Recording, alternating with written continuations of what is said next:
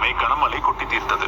இதனால் குவாடலூப் ஆற்றில் திடீரென 1 மணி நேரத்திற்குள் 26 அடிக்கு நீர்மட்டம் உயர்ந்தது. அதனைத் தொடர்ந்து வெள்ளம் ஏற்பட்டதாக அதிகாரிகள் கூறினர். 28 குழந்தைகள் உட்பட 68 பேர் கெர்கவுண்டி பகுதியில் உயிரிழந்துள்ளனர். இந்த பகுதியின் ஆற்றங்கரையில் உள்ள கேம்ப் மிஸ்டிக் எனப்படும் பெண்களுக்கான கிறிஸ்தவ கோடைக்கால முகாம் வெள்ளத்தில் மூழ்கியது.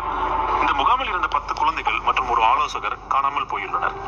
கெர் கவுண்டியில் மீட்கப்பட்ட உடல்களில் 18 பெரியவர்கள் மற்றும் 10 குழந்தைகள் இன்னும் அதிகாரப்பூர்வமாக அடையாளம் காணப்படவில்லை. கவுண்டி உள்ளிட்ட மாகாணத்தின் பிற பகுதிகளிலும் இந்த வெள்ளம் உயிரிழப்பை ஏற்படுத்தி இருப்பது உறுதி செய்யப்பட்டுள்ளது. மத்திய டெக்சாஸில் திடீர் வெள்ளத்துக்கான எச்சரிக்கை தொடர்ந்து அமலில் உள்ளது.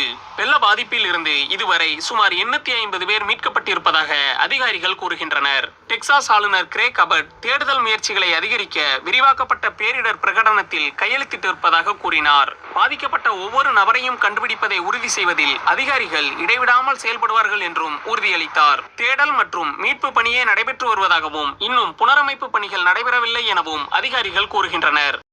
வெள்ளம் அடிச்சுட்டு போயிருக்கு. சனிக்கிழமையும் மழை தொடர்ந்ததால திடீர் வெள்ளம் தொடர்பான எச்சரிக்கைகளும் கண்காணிப்புகளும் அமலில் இருந்த வண்ணமே இருந்திருக்கின்றன. ஆனா அமெரிக்க வானிலை கணிப்புகள் வியாழக்கிழமை மிதமான வெள்ளம் ஏற்பட வாய்ப்புன்னு மட்டும்தான் அலர்ட் கொடுத்திருக்காங்க. வெள்ளிக்கிழமை இந்த மாதிரியான ஒரு தீவிர மழை வரும்னு துல்லியமா கணிக்கவில்லை அப்படின்ற ஒரு குற்றச்சாட்டு இப்போ முன்வைக்கப்பட்டிருக்கு.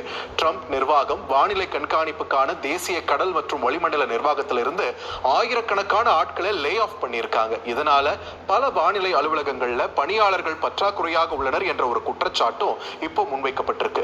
இது தொடர்பா பேசிய வானிலை வல்லுநர்கள் மற்றும் விஞ்ஞானிகள் பெருமழை திடீர்னு பெய்த அந்த பகுதி ஏற்கனவே வறட்சியில் இருந்ததாகவும் செங்குத்தான மலைகளும் வறண்ட நிலமுமாகவும் இருக்கிற இடத்துல தண்ணீர் மிக வேகமாக பாய பெருமழைய நிலம் உறிஞ்ச முடியாத போது ஏற்படக்கூடிய இந்த மாதிரியான திடீர் வெள்ளப்பெருக்குகள் அசாதாரணமானது இல்லைன்னு தான் சொல்லியிருக்காங்க. ஆனா சமீபத்திய காலங்களில் மனிதனால இயக்கப்படும் காலநிலை மாற்றம், வெள்ளம், வறட்சி மற்றும் வெப்ப அலைகள் போன்ற தீவிர வானிலை நிகழ்வுகளை அடிக்கடியும் தீவிரமாகவும் மாற்றி உள்ளதாகவும் எச்சரிக்கை